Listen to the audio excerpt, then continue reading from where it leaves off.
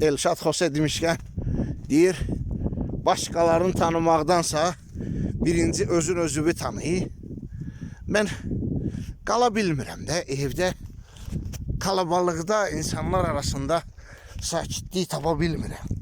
Mən gərək hökmən adamsız yerə gələm və quş, balıq filan hamısı boş-boş şeydir. Bax, bu günün istisi ilə maşın hələ o, yəni çöldə bilirsiniz də dəfələrlə qalmış adam kimi, elə palatka kimi qızır, palatkadan da qəşəng qızır.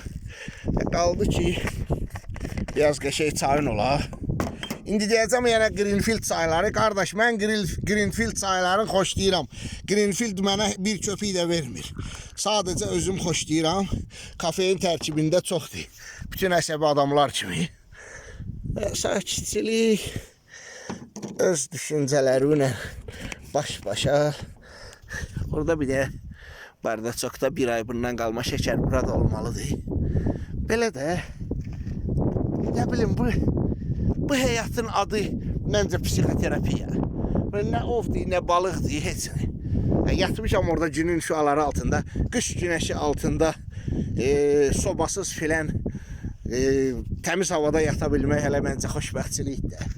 Sakitçilikdən qulaq deşilir və burada oksigen boldur, bura hündürlükdir. Mənim də həyatım belədir. Necə deyərlər, başqalarını tanımaqdansa birinci özün özünü tanı.